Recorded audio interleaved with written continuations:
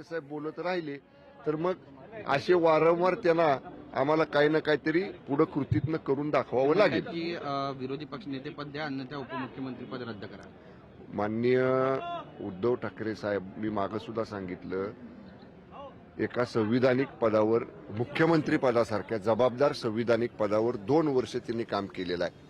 त्यांच्या मंत्रिमंडळामध्ये सुद्धा उपमुख्यमंत्रीपद होतं. मग ते संविधानिक नव्हतं का?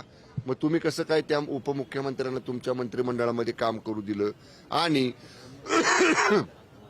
उपमुख्यमंत्रीपद हे संविधानिक नाही अशा पद्धतीचा कुठलाही कायदा किंवा अशा पद्धतीचा कुठलाही न्यायालयीन निर्णय आतापर्यंत तरी आमच्या पाहण्यात नाही. त्यामुळे त्यांच्या काळात उपमुख्यमंत्रीपद चाललं, ते त्यांच्या उपमुख्यमंत्र्यांच्या मांडीला मांडी लावून बसले आणि आता तेच उपमुख्यमंत्रीपद त्यांना चालत नाही. म्हणजे हे परत एकदा मी सांगतो, लहान मुलांच्या खेळण्यात तू माझं काय घेतलंस तर मी तुझं दुसरं काहीतरी काढून घेणार. लहान मुलं जसं खेळताना भांडतात ना, तसं हा लहान मुलांच्या खेळण्यातल्या भांडण्यातल्या प्रकारासारखा आहे. तुम्हाला आम्हाला विरोधी पक्ष नेतापद नाही तर तुमचं पण आम्ही उपमुख्यमंत्रीपद काढून घेतो. असं लहान मुलांच्या खेळण्यातल्या भांडणासारखं भांडण करून योग्य नाही. जे तुम्ही तुमच्या काळात तुम्हाला चाललं ते आता का चालत नाही त्याचं उत्तर द्या म्हणावं आधी. आमदार हेमंत पाटील त्यांनी गंभीर आरोप केलेला आहे की इथे विधानभवनामध्ये येण्यासाठी 1.5 हजारात पासेस विकले जातात.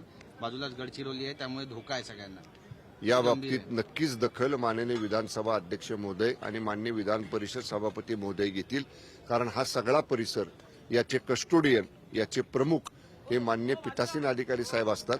त्यामुळे माननीय विधानसभा अध्यक्ष महोदय आणि माननीय विधान परिषद सभापती महोदय हे दोघं आदरणीय मंत्री आमदार महोदय हेमंत पाटील साहेबांनी जी काय मुद्दा उपस्थित केलेला आहे त्याच्या बाबतीत हे दोघं